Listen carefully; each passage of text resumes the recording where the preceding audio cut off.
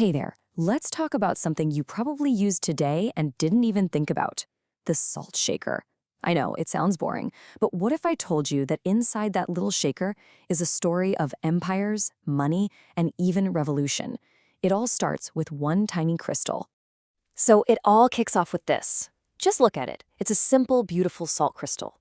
You probably know it as sodium chloride, or NaCl. And yeah, it looks pretty basic, right? But believe it or not, this tiny little compound has had a bigger impact on human history than almost anything else you can think of. Seriously. So that gets you thinking, right? What if the key to understanding, I don't know, civilization itself isn't locked up in some fancy museum? What if it's been sitting on your dinner table this whole time, right next to the pepper? Well, let's dive in and find out. All right, first up, civilization's preserver.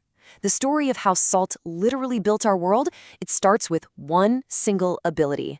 An ability that, to our ancestors, must have seemed like pure magic. Okay, picture this. You're living thousands of years ago. No fridges, no freezers. Food going bad is a huge life or death problem every single day. And then, salt comes along. It was the answer. By preserving meat, fish, you name it, it completely broke our reliance on whatever food was in season. All of a sudden, you could save food for the winter. You could move it across huge distances. This wasn't just a nice to have, it was a total game changer. It's what allowed communities to get bigger, armies to travel, and entire societies to become stable. And listen, people figured this out a long time ago. This wasn't some recent discovery. The history of how important salt is goes back, well, millennia. We're talking the earliest known salt production way back in 6000 BCE. Fast forward a bit, and by 4500 BCE, you have whole towns, like Solni Sava, Europe's first known town, built completely around making salt. Even the Romans got in on the action, building a whole highway just for salt, the legendary Via Salaria, the Salt Road. Okay, next chapter, the white gold rush. So when something is that important, it's not going to stay just a preservative for long, right? It becomes incredibly valuable. So valuable, in fact, that people started calling it white gold. And I'm not kidding about the gold part. For a huge chunk of history, this stuff, this common crystal, it was literally money. People didn't just trade for salt, they paid for things with salt. You can even see a clue in our own language. Ever wonder where the word salary comes from? It's from the Latin word salarium. Now, it's a bit of a debated theory, but a lot of historians think this was basically an allowance paid to Roman soldiers just so they could buy salt. Can you imagine that? Getting a salt stipend as your paycheck? And this wasn't just some weird Roman thing either. Look at Ethiopia. For centuries, right up into the 1900s, these carefully cut blocks of salt, called amole, were standard currency. You could walk into a market and buy whatever you needed, pay off a debt, all with a block of salt. So you can see how controlling salt meant controlling wealth. And that wealth, it literally built cities from the ground up. You've got Salzburg in Austria. Its name means salt city. In the UK, a ton of towns that end in wich, like Northwich or Droitwich, that's often a sign they were old salt towns. The Wieliczka salt mines in Poland, at one point, they were bringing in a third of the entire country's income. And the huge port city of Liverpool, it became a powerhouse by shipping salt all over the world. Okay, section 3, salt, power, and conflict. Because let's be real, whenever something becomes this valuable, there's always a darker side. And with salt, control, power, and conflict were never very far away. It didn't take long for governments to figure out just how vital salt was. And what do? They move in to control it.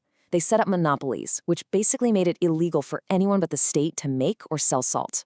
This let them control the supply, sure, but the real prize was that they could tax it heavily. Just how heavily? Well, let's take a look at France back in the 1700s. They had this really hated salt tax called the gabelle. Because of it, the price of salt in a place like Paris was a mind-blowing 20 times higher than it was in other parts of the country. I mean, this wasn't just a tax. This was the government jacking up the price of something people needed to live. And eventually, people just had enough. The complete injustice of the gabelle, where you could even be forced to buy a certain amount of this super expensive salt every year, it became a massive source of anger. In fact, it's considered one of the main sparks that lit the fuse of the French Revolution. Think about that. A revolution kicked off by a tax on salt. And this wasn't just in France. This pattern shows up again and again. During the American Revolution, the British would go out of their way to capture the Patriots' salt supplies because they knew that without salt, they couldn't preserve food for the army.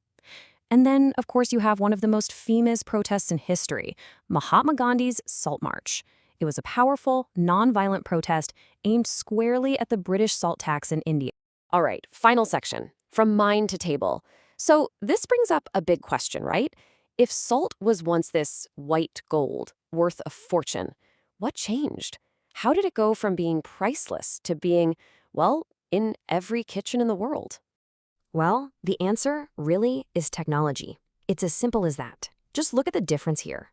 On one side, you've got an ancient way of doing things, slowly boiling salty water in open pans, super labor-intensive. On the other side, modern solar evaporation ponds, churning out salt on a scale those ancient producers couldn't even dream of. That jump in technology, it changed absolutely everything. Today, the ways we get salt are just incredibly efficient. We have giant machines that mine rock salt directly from these huge underground beds. We do something called solution mining, where we pump water down, dissolve the salt, and then pump the salty water back up. We've got those enormous solar evaporation ponds we just saw. And we use these high-tech vacuum pans that boil brines super efficiently. All of this is what made salt cheap, clean, and available to pretty much everyone on the planet.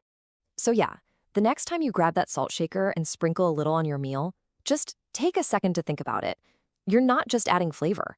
You're holding a piece of history, a substance that's been used as money, that built entire cities, that helped start revolutions. The entire story of civilization, in a way, is written in salt. And that kind of makes you wonder, doesn't it? What other incredible stories are hiding right in front of us in the most ordinary things we see every day?